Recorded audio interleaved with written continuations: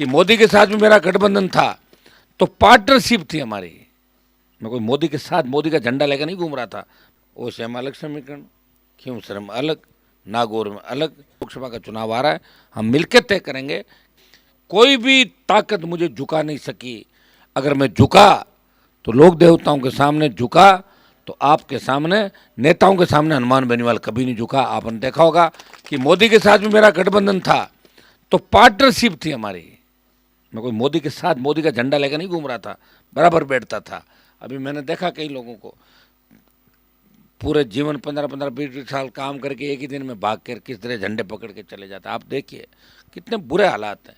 ऐसे बुरे हालात देखते तो हमें भी लगता है हम किन के लिए लड़ रहे हैं, लेकिन फिर आप मजबूत लोग दिखते हो, लगता है कि भाई हमें लड़ाई हमारे और लोगों के लिए लड़नी होगी।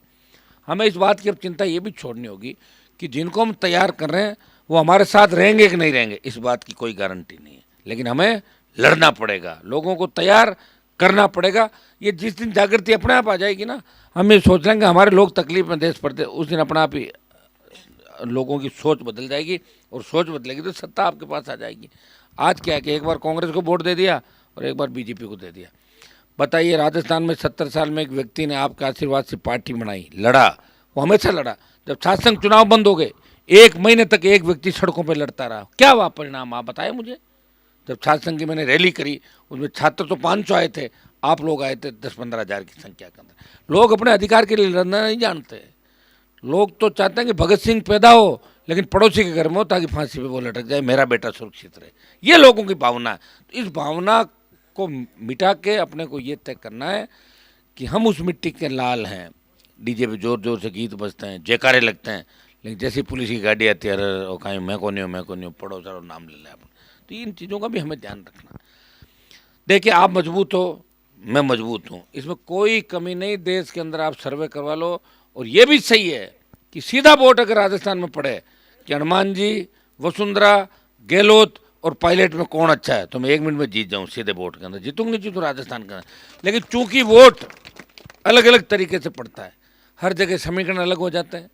वो से हम अलग समीकरण, क्यों सर हम अलग, नागौर में अलग, दूसरी जगह अलग, और अलग अलग लोग कहते हैं हमें।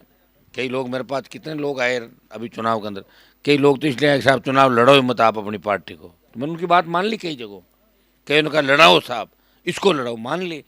तो मैं तो मानता ही हूँ, और कहाँ जाऊँगा। आपकी बातें मानते मानते परिणाम जो अपन चाह रहे थे वो वापस एक पे आ गया। इसका मतलब हमें और मजबूती से लड़ाई लड़ने की आवश्यकता है। चिंता नहीं करें, लोकसभा का चुनाव आ रहा है, हम मिलकर तय करेंगे कि हमें क्या करना है, और हमारी कौम का झंडा कैसे ऊंचा देश के अंदर है, किसान का झंडा कैसे ऊंचा रहे। ये काम अपन इस पार्लियामेंट के चुनाव के अंदर मिलजुल के करेंगे।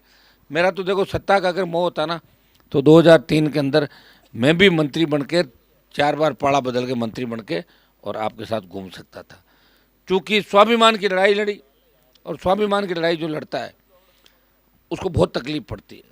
जैसे हमारे पाबूजी महाराज, उन्होंने लड़ाई लड़ी, तेजाजी महाराज ने लड़ाई लड़ी, लोक देवताओं ने लड़ाई लड़ी, तो उनको याद किया जाता।